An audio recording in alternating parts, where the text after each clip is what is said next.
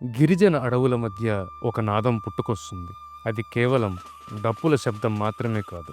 సమాజం యొక్క శ్వాస, తరాల సాంప్రదాయం, కళాకారుని హృదయ స్పందన.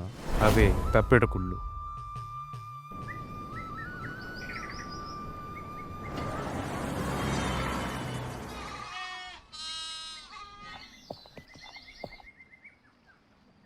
సుమారు 400 సంవత్సరాల క్రితం శ్రీకాకుళం ప్రాంతంలో పుట్టిన కళారూపం తప్పెటకుళ్ళు.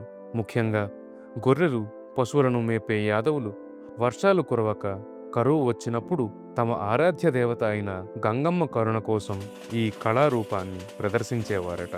కళాకారులు తమ రొమ్ముపై రేకుతో చేసిన చిన్న తప్పెటను కట్టుకుంటారు. చేతులకు, కాళ్లకు గజ్జెలు, తలపాగా లేదా నెమలి ఈకలు ధరించి వీరంతా ఒక బృందంగా తిరుగుతూ తప్పెటలను ఉధృతంగా వాయిస్తూ నృత్యం చేస్తారు. నా పేరు నీలబోని సత్యం. మా ఊరు జీకేఆర్పురం, గోపాలకృష్ణ రంగరాయపురం. ఈ యొక్క కళ కూడా తాత తండ్రుల నుండి ఈ తప్పిడుగుళ్ళ కళ అనేది వంశపరంగా అలాగే కులపరంగా వచ్చిన కళ ఇది. పూర్వము యాదవులు గోవులు, అప్పుడు ఆవులు ఉండేవి, ఆలమంద ఉండేది. ఈ ఆలమందని గోవుల్ని చాలా దూరము మేపులు లేక వలసలు పోయేవారు. అంతే మన్యం మేపరు, ఇప్పుడు మన్యమో అంటారు. అలాగే కొండలంట ఏదో శలకలంట నీళ్ళు తాక్కొని ఆ ఒక్క కొండ ఆకులు కూడా అవి మేసుకొని ఆ రాత్రి పొద్దుని ఈ ఒక్క మందలు కూడా ఆసేవారు. వాటిని నిద్రించే మందలు ఆసేవారు. మా పూర్వీకులు ఆ గోవుల మందల్లో కొన్ని రాత్రి పొద్దున వీళ్ళు నిద్రలో ఉండేటప్పుడు క్రూర మృగాలు వచ్చి ఆ ఒక్క గోవులు కూడా ఏటాడేవి, చంపేసేవి. అప్పుడు పూర్వం యాదవులు తాటాకులు దొన్నలు కట్టి ఆ దొన్నలు కూడా గుండెల మీద పెట్టుకొని అవి చప్పుట్లు చేసుకొని కూను రాగాలు తీసేవారు. అంతే ఈ ఒక్క ఆలమంద మీద ఈ క్రూర మృగాలు వచ్చి దాడి చేయకుండా ఉండడానికని వాళ్ళు కూను రాగాలు తీసేవారు. అప్పుడు వాటిని తాటి దొన్నలతో చప్పుడు చేసేవాటి గుండు చప్పుళ్ళు అనేవారు పూర్వం. అలాగనే తరం వారీగా మారుతూ యాదవులకు కూడా ఎక్కువ ఆలమంద నాకంటే ఆ తర్వాత గొర్రెలు, మేకలు వచ్చాయి. క్రూర మృగాల చేత ఈ గోవులు రక్షించుకోవడానికి దొన్నలు కట్టుకొని వాయించుకునే గుండు చప్పుల్ని అలాగా తరం వారీగా తప్పిడుగుళ్ళు. తప్పెటగుళ్ళ నృత్యం అత్యంత శక్తివంతమైనది. 15 నుండి 20 మంది కళాకారులు ఒకే లయలో, ఒకే వేగంతో దేహాన్ని విలులా వంచుతూ గంతులు వేస్తూ నృత్యం చేస్తారు. వేగం పెరిగే కొద్దీ ప్రేక్షకులు ఉర్రూతలూగుతారు. బృంద నాయకుడు కథను పాట రూపంలో పాడుతూ కథాంశం ప్రకారం దరువును, నృత్యాన్ని మారుస్తూ నడిపిస్తూ ఉంటాడు.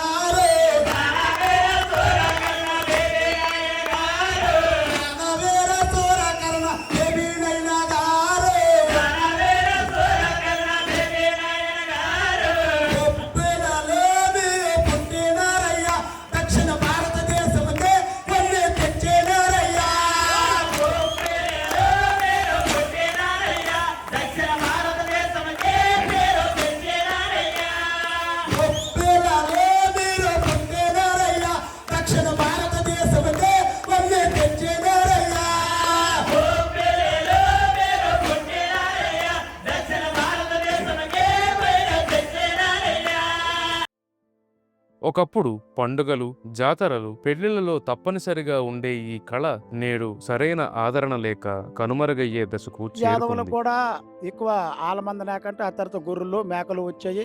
ఇప్పుడు అవి కూడా కనుమరుగైపోతున్నాయి.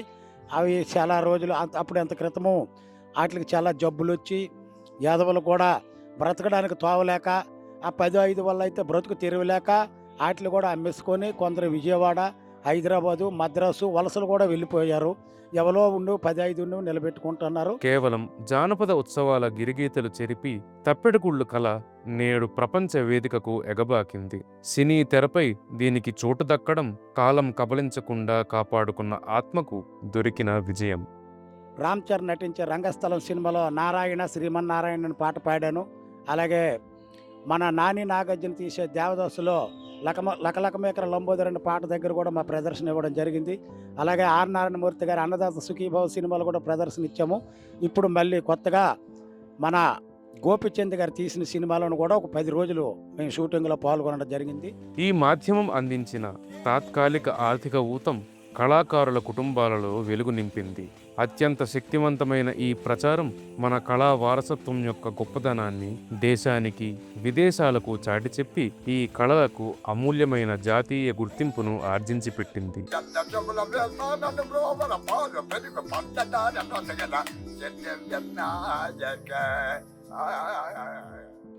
మా నాన్న తాలూకు వారసత్వం తీసుకొని నేను ఇది నేర్చి తర్వాత మా గురువు గారు దేవరాములు గుడుపూరు పైడి తల్లి దగ్గర నేర్చి నేను ఈ తప్పిడుగులను కూడా చాలా గ్రామాలంట మన విజయనగరం, విశాఖపట్నం, శ్రీకాకుళం జిల్లాల్లో సుమారు ఒక 35 టీముల్ని నేర్పడం జరిగింది.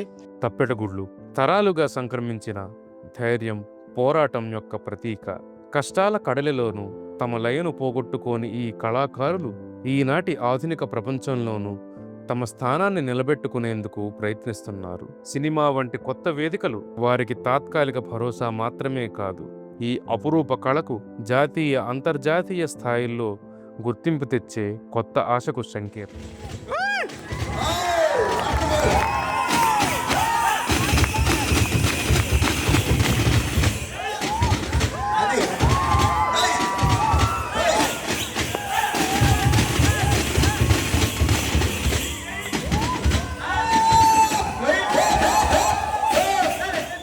నలభై సంవత్సరాలు దాటే కళాకారుడు కానీ పెన్షన్ రూపంలో మనిషికి కనీసం ఒక 4,000-5,000 రూపాయలు చొప్పున ప్రతి కళాకారుడికి కానీ మాకు గవర్నమెంట్ అందిస్తే, అలాగే వీటికి మాకు 2 సంవత్సరాల వరకు ఉంటాయి ఈ మువ్వలు, ఈ తప్పిడి గుండు, ఈ కాల మువ్వలు 2 సంవత్సరాలకు 2 సంవత్సరాలు మార్చుకోవాలి.